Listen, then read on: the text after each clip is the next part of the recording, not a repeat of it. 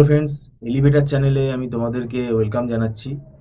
তোমরা যারা MAKAUT university থেকে বিটেক পড়ছো এবং যারা কম্পিউটার সায়েন্স বা আইটি ব্রাঞ্চে আছো এবং যারা এবারে 6 সেমেস্টারে উঠলে, এই 6 সেমেস্টারে তোমাদের কম্পালসারি পেপার আছে দুটো, কম্পিউটার নেটওয়ার্ক আর ডেটাবেস ম্যানেজমেন্ট সিস্টেম। এবার ইলেকটিভ যে আছে, ইলেকটিভ অনেকগুলো আছে এবং সেখান থেকে হয়তো দুটো ইলেকটিভ তোমাদের সিলেক্ট করতে হতে পারে। এবং ইলেকটিভটা এটা তো আমাদের পক্ষে বলা সম্ভব না, এটা কেননা এটা এক একটা কলেজে এক এক রকম সাবজেক্ট দেয়। তো তোমরা এটা ভালো বলতে পারবে তোমাদের কলেজ থেকে কোন সাবজেক্ট দিয়েছে। ইলেকটিভের মধ্যে আমরা যেটা পড়াই সেটা হচ্ছে অ্যাডভান্স অ্যালগোরিদম, নিউমেরিক্যাল মেথড আর data warehousing and data mining. এই তিনটে সাবজেক্ট আমরা পড়াই। আর কম্পালসারি সাবজেক্টটাই আমি বলবো তোমরা এখন আপাতত আগে শুরু করে দাও, ডেটাবেস ম্যানেজমেন্ট সিস্টেম আর কম্পিউটার নেটওয়ার্ক। আমাদের ইনস্টিটিউটে আমরা এই ফেব্রুয়ারি মাস থেকেই পড়া স্টার্ট করে দিয়েছি, কেননা 6 সেমেস্টারের এখন, মানে 6 সেমেস্টার বলে না, ইভেন্ট সেমেস্টারের এখন আমরা যেটা জানি যে দেখো, একটা নোটিশ অলরেডি বেরিয়েছে যে 23 মে থেকে আমাদের ইভেন্ট সেমেস্টারের পরীক্ষা শুরু হয়ে যাচ্ছে, থিওরি। তো সেক্ষেত্রে কিন্তু হাতে সময় খুব বেশি নেই, কেননা ডিবিএমএস সাবজেক্টটা কিন্তু বড় আছে, সিলেবাস কিন্তু যথেষ্ট বড়, নেটওয়ার্কিংটাও বড়। অসুবিধাটা হচ্ছে আমাদের ডিবিএমএস আর এই নেটওয়ার্কিং, মানে নেটওয়ার্কিং এই দুটো সিলেবাস সে সাথে আবার ইলেকটিভ তো থাকবেই, তোমাদের ইলেকটিভ তো থাকবে, ইলেকটিভ বাদ তো যাবে না। তো সব মিলিয়ে কিন্তু তোমার প্রেশারটা বেড়ে যাবে। তো সেই জন্যই আমি বলবো যে, আমি এর আগেও বলেছি তোমাদের হট সেমেস্টারের পরীক্ষা, মানে মানে যেটা অড সেমেস্টারে হয়ে গেল পরীক্ষা, সেই পরীক্ষা 5th সেমেস্টারের পরীক্ষা হয়ে যাওয়ার পরই আমি তোমাদেরকে বলেছিলাম যে এখন থেকেই পড়া শুরু করে দাও। কারণ এখন দেখো কোয়েশ্চেন প্যাটার্ন চেঞ্জ হয়ে গেছে, খাতাটাও কিন্তু এখন খুব স্ট্রিক্টলি দেখা হচ্ছে। তো সেটা কিন্তু মাথায় রাখতে হবে, কেননা তোমাকে অ্যান্সার প্রেজেন্টেশনটা ভালোভাবে করতে হবে, মানে এখানে টু দি পয়েন্ট লিখতে হবে।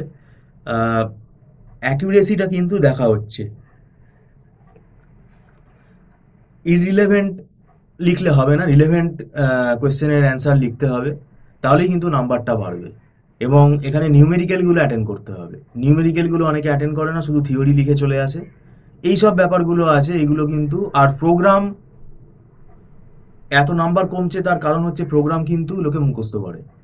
তো সেক্ষেত্রে প্রোগ্রামের যে অ্যান্সারগুলো সেগুলোতেও কিন্তু নাম্বার কমে যাচ্ছে। হয়তো জিরো দিচ্ছে না, কিন্তু নাম্বারটা তো কমে যাচ্ছে। হয়তো একটা প্রোগ্রামে ধরো তোমার রয়েছে 4, সেখানে তোমাকে দিল হয়তো 1, তার মানে নিশ্চয়ই সেখানে কিছু ভুল আছে।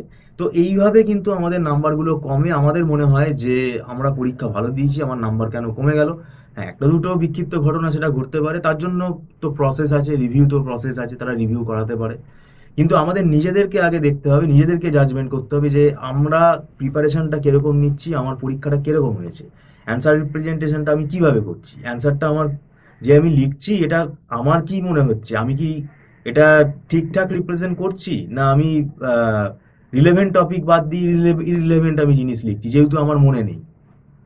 ঠিক আছে, যেমন আমাদের কোয়ারি অপটিমাইজেশনের ওপর বিভিন্ন অ্যালগোরিদিম আছে, তারপরে ট্রানজাকশন ম্যানেজমেন্টের ওপর যে অ্যালগোরিদিমগুলো আছে, ফাংশনাল ডিপেন্ডেন্সি, ধরো তোমাকে একটা টেবিল দিয়ে বললো তার ক্যান্ডিডেট কিগুলো বের করতে। তো সেক্ষেত্রে তুমি যদি ক্লোজার মেথড না জানো, পরীক্ষার হলে তো আমরা তো আর সায়েন্টিস্ট নই, আমরা তো একটা মেথড পরীক্ষার হলে বসে ইনভেন্ট করতে পারবো না। তো আমাদেরকে আগে থেকেই শিখে যেতে হবে যে কি করে ক্লোজার মেথড, ক্লোজার কি করে আগে বের করে করতে হয় সেটা শিখতে হবে। ফাংশনাল ডিপেন্ডেন্সির বিভিন্ন টাইপগুলো জানতে হবে, ফাংশনাল ডিপেন্ডেন্সি কি করে বের করতে হয় সেটা জানতে হবে।